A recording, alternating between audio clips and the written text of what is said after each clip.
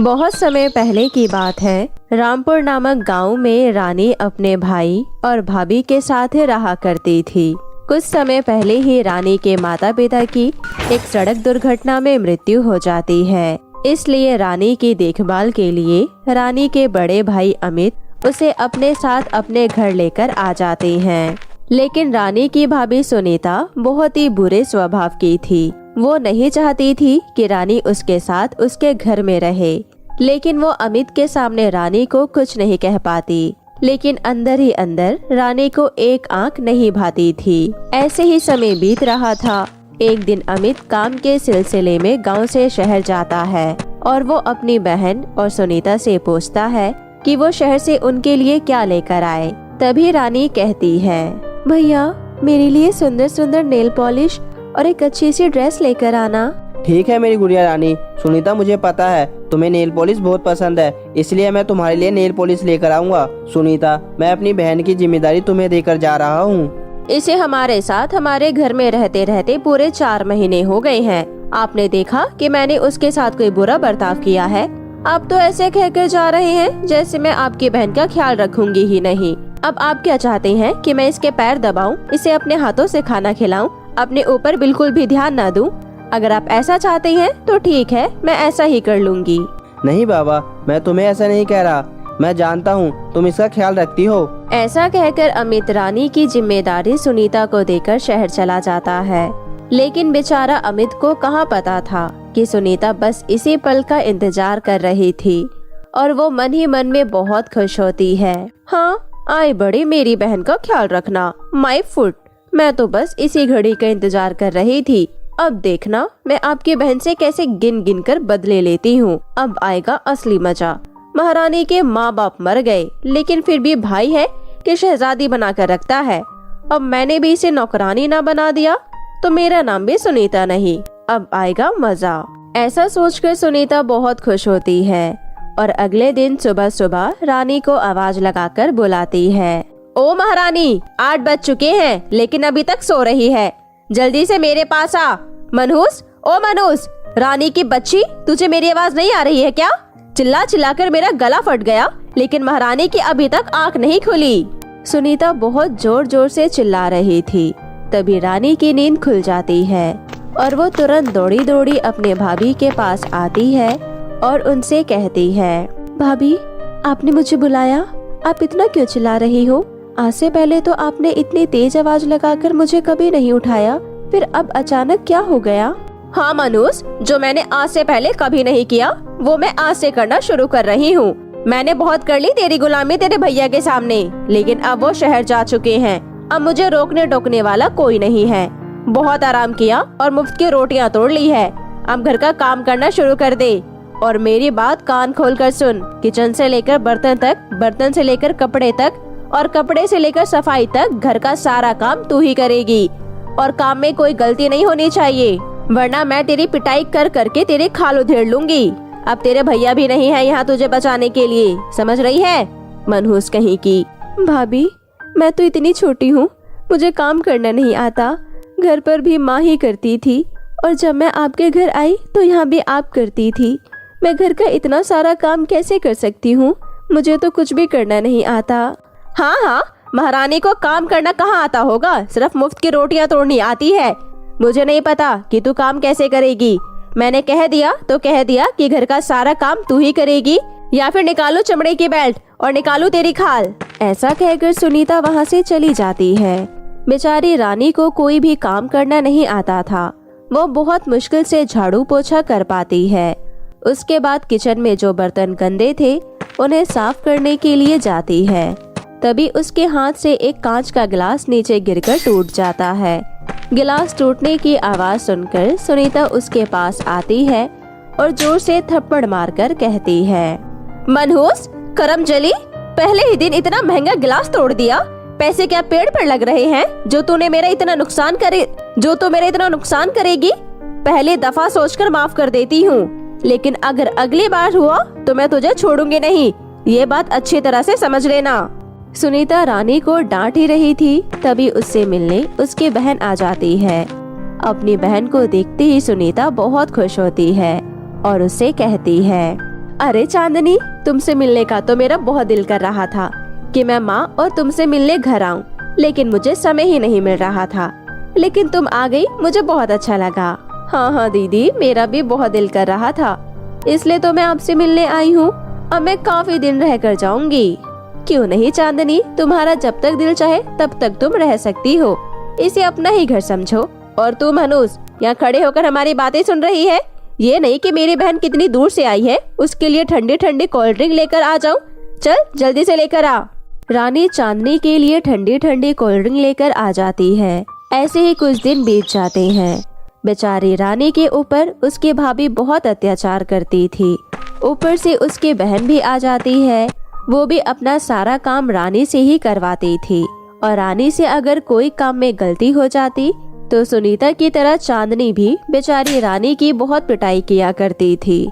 ऐसे ही एक दिन रानी चांदनी और सुनीता के लिए चाय बनाकर लेकर आती है, लेकिन तभी उसका पैर स्लिप हो जाता है और वो चाय चांदनी के ऊपर जाकर गिर जाती है। तभी दोनों बहन मिलकर बेचारी रानी की बहुत पिटाई करती है और उससे कहती है, मनहूस, तुझसे देखकर नहीं चला जाता? देखो तो दीदी, इसने मेरी सारी ड्रेस खराब कर दी। इतने दिन हो गए इस नौकरानी को काम करते करते, लेकिन अभी तक ठीक तरह से काम करना नहीं आया। दीदी, इसकी कोई ना कोई सजा तो होनी ही चाहिए। कम से कम आप इसे 2 दिन तक खाना मत दीजिए और घर का सारा काम करवाइए, तभी इसकी अकल ठिकाने आएगी। हाँ मेरी प्यारी बहन, कह तो तू बिल्कुल सही रही है।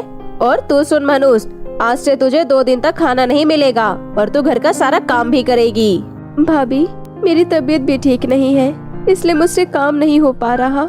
भाभी, मेरे ऊपर इतना जुल्म और अत्याचार मत कीजिए।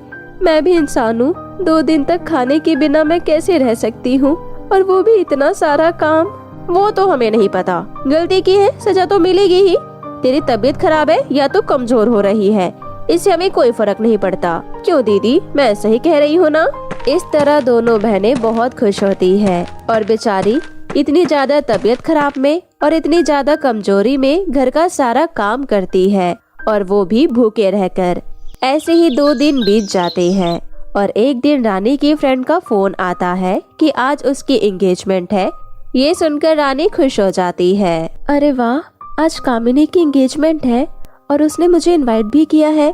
2 दिन से कुछ भी नहीं खाया, और इतने दिन से जो खा रही थी वो भी रूखा सूखा खा रही थी। एंगेजमेंट में तो कितना स्वादिष्ट स्वादिष्ट खाना होगा। तैयार होकर मुझे कामिनी के एंगेजमेंट में चले जाना चाहिए। 2 दिन बाद पेट भर कर खाना खाऊंगी। ऐसा कहकर बेचारी रानी तैयार होकर अपने हाथों पर नेल पॉलिश लगा रही थी।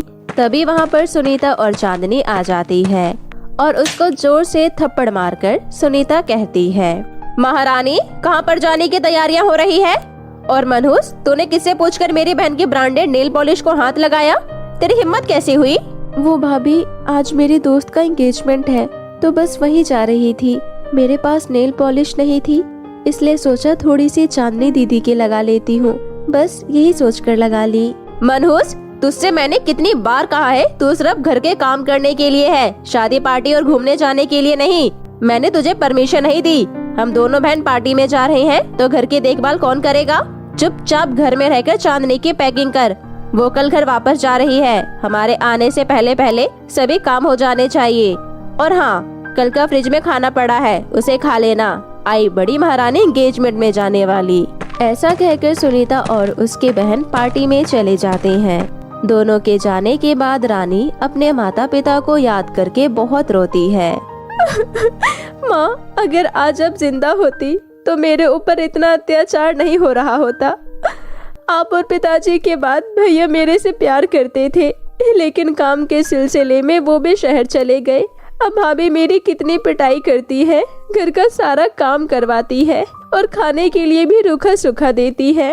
आज तो उन्होंने मुझे मेरी फ्रेंड की एंगेजमेंट में भी नहीं जाने दिया। माँ, मुझे आपकी बहुत याद आ रही है। रानी अपनी माँ की तस्वीर के सामने इस तरह रो रही थी। तभी रानी को तस्वीर से आवाज आती है, रानी, मेरी प्यारी बच्ची, तू इस तरह से रो मत। मुझसे तेरा रोना देखा नहीं जा रहा। मैं जानती हूँ सुनीता तुम्हारे ऊपर कितना अत्याचार करती है, लेकिन तुम घबराओ मत। मैं तुम्हें जादुई सोने और चांदी की 2 नेल पॉलिश देती हूँ। बेटा, जादुई चांदी की नेल पॉलिश लगाते ही तुम जिस भी काम को हाथ लगाओगी वो काम अपने आप हो जाएगा, तुम्हें कुछ भी करना नहीं पड़ेगा। और जादुई सोने की नेल पॉलिश तुम लगाओगी तो तुम एक सुंदर ड्रेस पहन लोगी और किसी अप्सरा से कम नहीं लगोगी, और तुम अपने दोस्त की एंगेजमेंट पार्टी में भी जा सकती हो और उस दुष्ट सुनीता को भी पता नहीं चलेगा। ऐसा कहकर रानी की स्वर्गवासी माँ रानी को जादुई सोने और चांदी की 2 नेल पॉलिश दे देती है। उसके बाद रानी खुशी खुशी जादुई चांदी की नेल पॉलिश लगाती है और कहती है, जादुई चांदी की नेल पॉलिश, घर का जितना भी काम है सारा काम तुरंत हो जाए। रानी के इतना कहती ही घर का सारा काम तुरंत हो जाता है। उसके बाद रानी जादुई सोने की नेल पॉलिश लगाती है तो वो बहुत ही ज्यादा सुंदर हो जाती है और अपने दोस्त की एंगेजमेंट पार्टी में चली जाती है। और वहाँ जाकर रानी बहुत एंजॉय करती है और समय रहते घर भी आ जाती है। और रानी की भाभी और बहन को पता भी नहीं चलता कि रानी एंगेजमेंट में गई थी। ऐसे ही रानी अब अपनी माँ की जादुई सोने और चांदी की नेल पॉलिश की मदद से अपनी भाभी के अत्याचार से बच रही थी, और अब उसका जहाँ भी जाने का दिल करता वो वहाँ घूमकर आ जाती। ऐसे ही एक दिन सुनीता रानी के हाथ पर सुंदर सुंदर नेल पॉलिश लगी देख लेती है और उससे कहती है, क्यों रे मनोज, तेरे पास तो एक भी नेल पॉलिश नहीं थी, फिर तूने अपने हाथों पर इतनी सुंदर सुंदर नेल पॉलिश कहाँ से लगाई? इस कलर की तो नेल पॉलिश मेरे पास भी नहीं है। मुझे सच सच बता कि तेरे पास नेल पॉलिश कहाँ से आई? भाभी, ये माँ की नेल पॉलिश है। एक दिन मैं माँ के बक्से में कुछ ढूंढ रही थी, तभी ये मुझे वहीं पड़ी हुई मिली। मुझे अच्छी लगी इसलिए मैंने अपने हाथों पर लगा ली। सुंदर है ना? देख मनोज लड़की, सीधी शराफत से मुझे ये नेल पॉलिश दे दे, वरना अच्छा नहीं होगा। इतनी सुंदर नेल पॉलिश तेरे पास नहीं बल्कि मेरे पास होनी चाहिए। ऐसा कहकर सुनीता रानी की माँ की जादुई सोने और चांदी की नेल पॉलिश ले लेती है, लेकिन जैसे ही वो उन्हें लगाती है तो उनके हाथों से बहुत खून निकलने लगता है। वो खून बंद करने की कोशिश करती है लेकिन खून बंद ही नहीं होता। उसे बहुत दर्द हो रहा था। तभी सुनीता कहती है, रानी की बच्ची, मुझे क्या हो गया? देख मेरे हाथ से कितना खून निकल रहा है। मुझे बहुत दर्द हो रहा है। ये खून बंद क्यों नहीं हो रहा है? इस तरह से ये खून निकलता रहा तो मेरी जान ही चली जाएगी। जल्दी कुछ कर, मुझे बहुत दर्द हो रहा है। माँ की जादुई सोने और चांदी की नेल पॉलिश, भाभी को ठीक कर दो, उन्हें बहुत दर्द हो रहा है, प्लीज। रानी इतना कह ही पाती है तभी वहाँ पर अमित आ जाता है और उसे सुनीता की सारी सच्चाई पता चल जाती है। तभी अमित रानी से कहता है, नहीं रानी, इस औरत को सजा मिलनी ही चाहिए। सुनीता, तुम्हें रानी भले ही माफ कर दे लेकिन मैं तुम्हें कभी नहीं माफ करूँगा। निकल जाओ मेरे घर से। ऐसा कहकर अमित सुनीता को धक्के मारकर घर से बाहर निकाल देता है। सुनीता को उसके किए की सजा बहुत अच्छे तरीके से मिल जाती है। अब अमित अपनी बहन का बहुत अच्छे से ख्याल रखता है और रानी भी अपनी माँ की जादुई सोने और चांदी की नेल पॉलिश की मदद से हंसी खुशी अपना जीवन बिताती है। पेड़ के जादुई लहंगे। बहुत समय पहले की बात है। मीरा अपनी सौतेली माँ गुंजन और अपनी सौतेली बहन आरती के साथ रहा करती थी, परंतु मीरा की सौतेली माँ उसे अपनी सगी बेटी की तरह प्यार करती थी, बल्कि उससे ज्यादा ही करती थी। मीरा आरती को बिल्कुल सगी बहन की तरह प्यार करती थी, परंतु आरती मीरा को जरा भी पसंद नहीं करती थी। दोनों बहनें एक साथ स्कूल पढ़ने जाया करती थी। मीरा पढ़ने में बहुत होशियार थी और मन लगाकर पढ़ाई किया करती थी। दूसरी तरफ आरती, जिसको पढ़ाई में जरा भी मन नहीं लगता था, वो पूरा दिन मेकअप करती रहती थी। आरती से उसके माता पिता बहुत परेशान थे क्योंकि वो हर साल पढ़ाई में फेल हो जाया करती थी। एक दिन मीरा अपने कमरे में बैठकर पढ़ रही होती है, वहीं दूसरी तरफ आरती अपने हाथों में नेल पॉलिश लगा रही होती है। ये देखकर उसकी माँ गुंजन कहती है, जब देखो तब नेल पॉलिश लगाती रहती है और मेकअप करती रहती है। पढ़ाई में तो इस लड़की का जरा भी ध्यान नहीं है। थोड़ा बहुत पढ़ लिया कर। जरा अपनी बड़ी बहन को देख, वो पूरा दिन बैठकर पढ़ती रहती है और मेरे कामों में भी हाथ बटाती है। उसके बाद भी वो पढ़ाई में बहुत होशियार है और हमेशा अपनी कक्षा में प्रथम आती है, वो भी अच्छे नंबरों से। पता नहीं ये नालायक कैसे पैदा हो गई है, हमेशा हमारी नाक कटवाती रहती है। मैं तो कहता हूँ इसकी पढ़ाई लिखाई छुड़वा कर इसके शादी वादी करवा देते हैं। हाँ हाँ, आप तो यही कहेंगे ना। वैसे भी मीरा ही आपकी सगी बेटी है, मैं थोड़ी ना आपकी बेटी हूँ।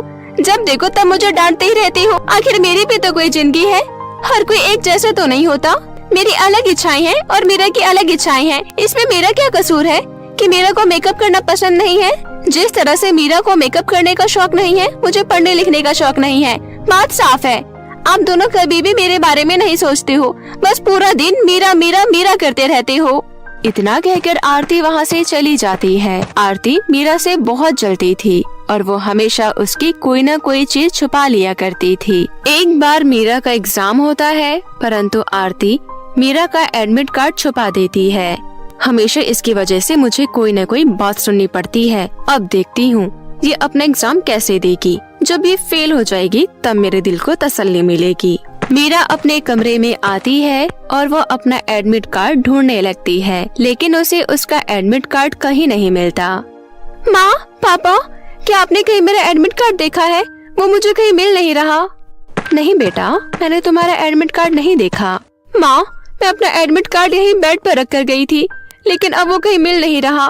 मेरा एग्जाम शुरू होने वाला है। अगर मैं एग्जाम में समय पर नहीं पहुँची तो मैं फेल हो जाऊंगी। तभी वहाँ पर आरती आती है। आरती, तूने मीरा का एडमिट कार्ड उठाया है क्या?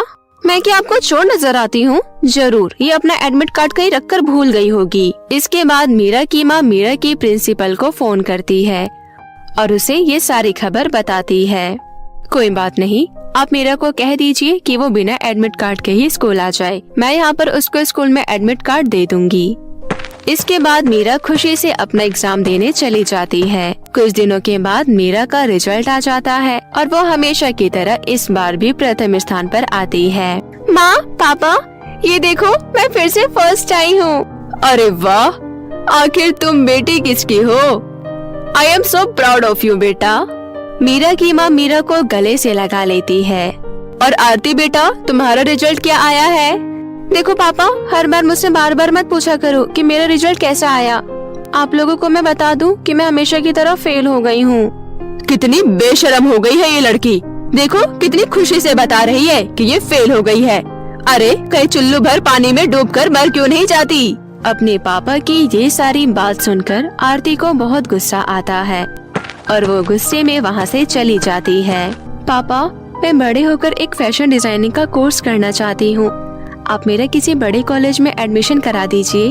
ठीक है बेटा, मैं कल ही तुम्हारा एडमिशन अच्छे से कॉलेज में करवा देता हूँ। उसके बाद मीरा का एक बड़े कॉलेज में एडमिशन हो जाता है और वो कॉलेज फैशन डिजाइनिंग के लिए जाने लगती है। ऐसे ही कुछ साल बीत जाते हैं और मीरा का फैशन डिजाइनिंग का कोर्स पूरा हो जाता है। यहाँ दूसरी तरफ आरती अभी स्कूल में ही पढ़ रही थी और वो अपने टीचर और अपने माता पिता की डांट सुनती रहती थी। मीरा का फैशन डिजाइनिंग का कोर्स हो जाने के बाद वो अपना एक खुद का बुटीक खोल लेती है और वो दिन रात मेहनत करके सुंदर सुंदर लहंगे बनाने लगती है। मीरा के पास काफी दूर दूर से लोग आते थे और अपने लिए डिजाइनर गाउन और लहंगा सिलवाया करते थे। दिन पर दिन मीरा के ग्राहक बढ़ते जा रहे थे। मीरा बहुत फेमस हो जाती है। देखो, हमारी तो एक ही बेटी है जो हमारा नाम रोशन कर रही है। देखो, दूर दूर से गांव वाले हमारे गांव में हमारी बेटी से लहंगे सिलवाने आते हैं। यहाँ तक कि शहर वाले भी हमारी बेटी के पास सुंदर सुंदर ड्रेस बनवाने आते हैं। और एक हमारी ये औलाद है जो बस हमारे नाक कटवाती रहती है। एक दिन मीरा की दुकान पर सरपंच की बीवी आती है। अरे मीरा, मैंने सुना है कि तुम बहुत सुंदर सुंदर ड्रेस और लहंगे बनाती हो। मेरी बात ध्यान से सुनो, अगले महीने मेरी बिटिया की शादी है। क्या तुम 50 लहंगे मेरी बेटी की शादी के लिए डिजाइन कर सकती हो? जी मैडम, मैं आपका ऑर्डर समय पर पूरा कर दूंगी। देख लो, अगर तूने सही से काम नहीं किया और अगर सबके सामने मेरी नाक कटा दी तो मैं तुझे तेरे परिवार के साथ इस गांव से बाहर निकाल दूंगी। नहीं नहीं, आप बेफिक्र रहिए मैडम, आपका काम समय रहते ही पूरा हो जाएगा। मैं आपके लिए एक से एक सुंदर डिजाइनर लहंगे बनाऊंगी। सेठानी मीरा को कुछ रुपए एडवांस में दे देती है और अपने घर वापस चली जाती है। मीरा के बुटीक में आरती भी बैठी होती है।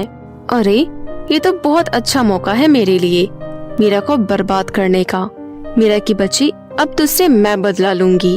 अपने घर जाकर मीरा ये सभी बात अपने माता पिता को बताती है। ये सुनने के बाद उसके माता पिता बहुत खुश होते हैं। कहाँ है वो नालायक लड़की? जरा उसे अभी कभी यहाँ लाकर खड़ा करो। इसके बाद उसके माता पिता उसके कमरे में जाते हैं और देखते हैं कि आरती शीशे के सामने बैठकर अपना मेकअप कर रही होती है और अपने धुन में गाने गा रही होती है। मैं इतनी सुंदर हूँ, मैं क्या करूँ क्या करूँ? अरे के चुल्लू भर पानी में डूबकर मर जा। और क्या करूँ क्या करूँ? यहाँ बैठे बैठे पूरा दिन गाना गाती रहती है और मेकअप करती रहती है। इतना सुनाकर उसके माता पिता वहाँ से चले जाते हैं। ऐसे ही काफी दिन बीत जाता है। मीरा बहुत मेहनत से गांव के सेठानी का काम पूरा कर देती है और उसके लिए एक से बढ़कर एक लहंगा 2 दिन पहले ही तैयार कर देती है। पिताजी, मैंने सेठानी का ऑर्डर 2 दिन पहले ही पूरा कर दिया है और अब मैं खुशी खुशी उनका ये ऑर्डर डिलीवर कर दूंगी। वहीं आरती खड़ी होती है। वो अपने मन में कहती है, मैं भी देखती हूँ कि तू ये ऑर्डर कैसे पूरा करती है।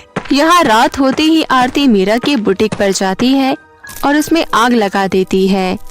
अगले दिन जब मीरा अपनी दुकान पर आती है और देखती है कि उसके दुकान में आग लगी हुई थी और सारा सामान जल चुका था। थोड़ी देर बाद मीरा के माता पिता भी दुकान पर आ जाते हैं। पापा, सेठानी अपना ऑर्डर लेने आती ही होगी। ये क्या हो गया पापा? अब मैं क्या करूंगी? अगर सेठानी को ऑर्डर मैंने समय पर नहीं दिया तो वो हम सभी लोगों को गांव से बाहर निकाल देंगी और मेरा पूरा करियर बर्बाद कर देगी। इतना कहकर मीरा वहाँ से रो रो कर एक नदी किनारे चली जाती है और वहाँ बैठकर बहुत ज्यादा रोती है। तभी वहाँ से एक पेड़ की आवाज आती है। क्या हुआ बेटी, तुम इस तरह यहाँ बैठकर क्यों रो रही हो? मैंने बहुत मेहनत से सेठानी का 50 लहंगे का ऑर्डर पूरा किया था, परंतु किसी कारणवश मेरी दुकान में आग लग गई और मेरी सारी मेहनत खराब हो गई। रो मत बेटी, मैं जानती हूँ कि तुम एक बहुत ही मेहनती लड़की हो। मैं तुम्हारी कुछ मदद करना चाहती हूँ। मैं कोई आम पेड़ नहीं हूँ, मैं जादुई पेड़ हूँ और मेरे इस पेड़ पर ढेर सारे लहंगे हैं। लहंगे? कहाँ है लहंगे? मुझे तो कहीं दिखाई नहीं दे रहे हैं। मेरी जादुई लहंगे किसी को दिखाई नहीं देते हैं। ये केवल वही देख सकते हैं जिन्हें मैं दिखाना चाहूँ। इतना कहकर वो जादुई पेड़ अपने लहंगे प्रकट कर देता है और मीरा को वो सभी लहंगे दिखाई देने लगते हैं। मीरा, तुम्हें जितने लहंगे चाहिए तुम मेरे इस पेड़ से ले सकती हो। मीरा उस जादुई पेड़ से 50 लहंगे ले लेती है और अपने सेठानी का ऑर्डर पूरा कर देती है। सभी लहंगे बहुत सुंदर थे, इसलिए सेठानी मीरा को मुंह मांगी कीमत देती है। उन पैसों को लेकर मीरा फिर से अपना बुटीक खोल लेती है और अब आरती को अपनी बहन की दुकान चलाकर बहुत दुख होता है और वो बहुत पछताती है। आरती अपनी बहन मीरा को सभी बातें बता देती है और फिर उससे माफी मांग लेती है। मीरा आरती को माफ कर देती है। इसके बाद दोनों बहनें अपना बुटीक चलाने लगती है और हंसी खुशी अपने माता पिता के साथ रहने लगती है। तो मेरे प्यारे दोस्तों, कैसी लगी आपको मेरी ये कहानी? मुझे कमेंट करके जरूर बताएं और इसे अपने दोस्तों के साथ भी शेयर करें। और हाँ दोस्तों, अगर आपने अब तक मेरे चैनल को सब्सक्राइब नहीं किया है तो प्लीज जल्दी से नीचे लाल बटन दबाकर अभी कर ले। तो मिलती हूँ आपसे फिर किसी नई कहानी के साथ। तब तक के लिए आप अपना ध्यान रखें। बाय बाय दोस्तों।